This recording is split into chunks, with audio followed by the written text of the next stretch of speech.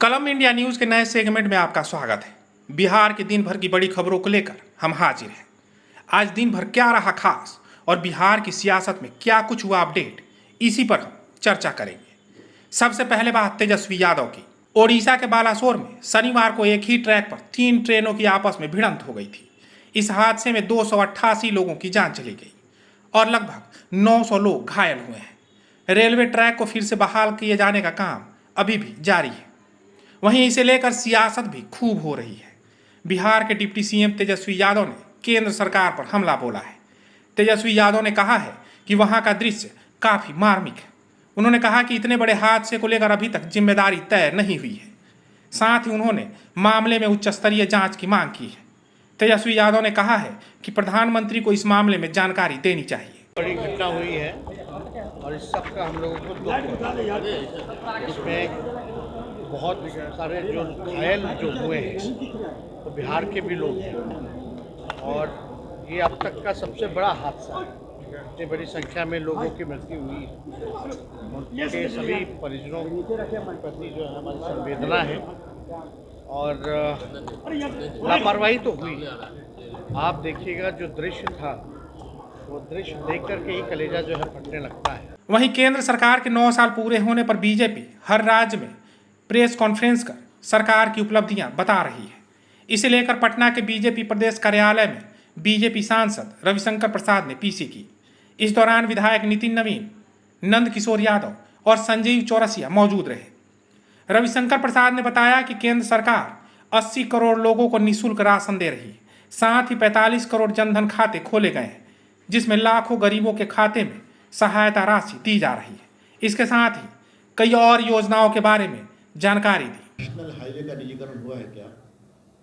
ये बन रहा है ना, वो भी एक अथॉरिटी है ना। रेलवे का निजीकरण हुआ है क्या? घटना दुर्भाग्यपूर्ण ने बताया इतने वंदे भारत से लेकर के और पटना से शुरू होने वाला है, पटना कोलकाता भी शुरू होने वाला है।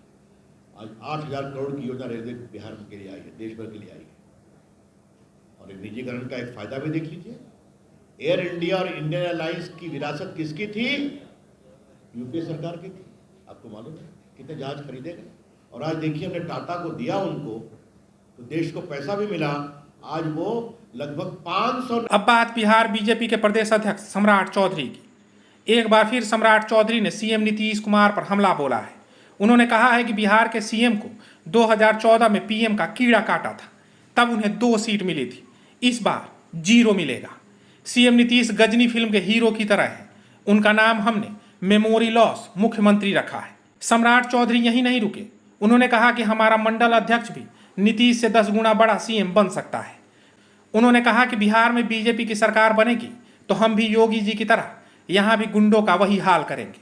वहीं एक गाने का जिक्र करते हुए कहा कि सीएम नीतीश कुमार बिहार के लिए हानिकारक है। 2014 में जब प्रधानमंत्री का नीतीश कुमार जी को कीड़ा काटा था तो बिहार की जनता ने कितनी सीट दी थी? 2। और इस बार कितनी देगी? 0। क्योंकि देश के प्रधानमंत्री का पद खाली है साथियों। आज देश के प्रधानमंत्री आदरणीय नरेंद्र मोदी विकास कार्य को तो आगे बढ़ा रहे हैं। देश और दुनिया में भी डंका बजाने का काम कोई कर रहा तो वो नरेंद्र मोदी की सरकार कर रही है। अब बात आनंद मोहन की। जेल से बाहर आने के बाद से आनंद मोहन लगातार बीजेपी पर हमलावर है। जहानाबाद में उन्होंने कहा कि मेरे जेल के बाहर आने के बाद से लगातार राजनीति हो रही है। आनंद मोहन ने कहा कि अगर सरकार को लगता है कि मैं दोषी हूं तो मैं फांसी पर चढ़ने को तैयार हूं। पूर्व सांसद ने आगे कहा कि मैं देश के कानून और संविधान में विश्वास करता हूं। मैंने बिना किसी शिकायत के 15 साल जेल की सजा काटी है। हमारी कोई रणनीति नहीं है, न हमारी जनता की नीति है, जनतंत्र है। हम निकले हैं लोगों का मिजाज जानने के लिए, समझने के लिए। और जो लोग हमारे खिलाफ मेरे निकलने के बाद पूरी तरह से ये गोदी मीडिया को मेरे पीछे लगाया, मेरे पीछे अपने क्या कहते हैं राज्य मंत्री को लगाया, मेरे पीछे जी कृष्णैया जी की पत्नी को उकसा के और सुप्रीम कोर्ट पहुंचाया, हम उसका जवाब देने निकले। अभी मेरे सामने एक ही लक्ष्य। लोग कहते हैं कि क्यों विरोध करते हैं, उनसे पूछिए उनका क्या बिगाड़े थे। 16 साल से हम जेल में हैं। विश्व की सबसे बड़ी पार्टी है, सैकड़ों MP है, हजारों MLA है, करोड़ों काडर है। एक गरीब आदमी जो 16 साल से जेल में, उसकी खुशी बर्दाश्त नहीं हुई तो उनसे आंख से आंख मिला करके पूछेगा। 16 साल बाद एक बार वहीं आज पान समाज और कलम इंडिया न्यूज के लिए भी खास दिन रहा। बापू सभागार में अपने हक की लड़ाई के लिए हजारों की संख्या में पान समुदाय के लोग जुटे थे और अपनी बातों को रखा। इंजीनियर IP गुप्ता की अगुवाई में आयोजित इस कार्यक्रम में कई मुद्दों को उठाया गया। वहीं इस कार्यक्रम में उप मुख्यमंत्री तेजस्वी यादव भी शामिल हुए।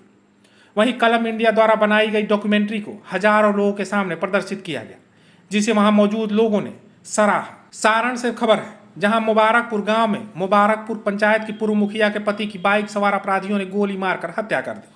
बताया जा रहा है कि पूर्व मुखिया के पति हरेंद्र यादव एक मांगलिक कार्यक्रम में शामिल होकर अपने घर लौट रहे थे। उसी दौरान अपराधियों ने उन्हें गोली मार दी। गोली लगते ही हरेंद्र घर की तरफ भागे, लेकिन बीच रास्ते में ही गिर गए। गोली चलने की आवाज सुनकर परिजन मौके पर पहुंचे और उन्हें लेकर एकमाई स्थित निजी अस्पताल पहुंचे, जहां उनकी स्थिति को गंभीर देखते हुए उन्हें सदर अस्पताल ले जाया गया, लेकिन इससे पहले ही वो दम तोड़ चुके थे। वहीं इस हत्याकांड को लेकर विधायक सत्येंद्र यादव ने बताया है कि इस हत्या को राजनीतिक षड्यंत्र के तहत अंजाम दिया गया है। मुझे इस घटना के बारे में अभी कोई जानकारी नहीं। मैं इतना ही जानता हूं कि हरेंद्र यादव को लोगों ने हत्या कर दी। ये पूर्व मुखिया थे और पिछले 2-3 साल के घटनाओं का स्टडी के उपरांत मेरा जो निजी निष्कर्ष है कि विजय यादव की हत्या, फादर की हत्या करके हरेंद्र यादव को फंसाने की षड्यंत्र रची गई थी, जिसमें पुलिस ने बाद में कुछ शूटर को चिन्हित किया था। फिर बाद के दिनों में घटना हुई और फिर आज की जो घटना हुई, इस घटना के पीछे एक आपराधिक गिरोह काम कर रहा है। जो लोग वहाँ दूसरे टाइप के जो राजनीति करते हैं उनकी सफाया वो कर रहा है। और वो तीसरा गैंग जो है उसको डिटेक्ट करने में पुलिस पिछले 2-3 सालों में विफल रही है, जिसके चलते उस अपराधियों का मनोबल बढ़ा है। मेरा सीधे सीधे ये कहना है कि ये जो नोटिफाइड अपराधी उस गांव के इर्द गिर्द में हैं, उसको पुलिस भी जानती है और समाज के लोग भी जानते हैं, लेकिन किन्हीं कारणों से वो अपराधी जो है इन तीनों घटनाओं में बचते रहे हैं, जिसके चलते आज हरेंद्र यादव की हत्या हुई है। यह हत्या बहुत ही निर्मम है, दुखद है। मैं राज्य सरकार से अपील करना चाहता हूं कि विजय यादव की फादर की हत्या से लेकर पिछली जो हत्या हुई और हरेंद्र यादव की हत्या हुई, इसको बढ़िया स्वतंत्र एजेंसी से जांच करा लिया जाएगा।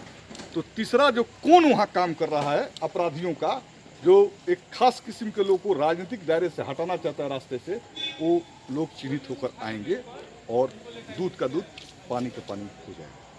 अभी के लिए बस इतना ही, लेकिन अपडेट खबरों के लिए कलम इंडिया को सब्सक्राइब करें। वीडियो पसंद आए तो लाइक और शेयर करें, क्योंकि आपको हम ही देते हैं सबसे सटीक और सही समय पर खबर। परफेक्शन IAS, UPSE और BPSC फाउंडेशन क्लासेस के लिए समर्पित संस्थान। यहाँ आपको UPSE selected and interview appeared faculties द्वारा गाइड किया जाता है। Separate batches for Hindi and English medium. 65वीं और 64वीं BPSC एग्जाम में 69 और 107 रिजल्ट्स एवं 66वीं BPSC एग्जाम में 131 रिजल्ट्स हासिल किया है परफेक्शन IAS टीम ने। परफेक्शन IAS, कुमार टार, बोरिंग रोड, पटना।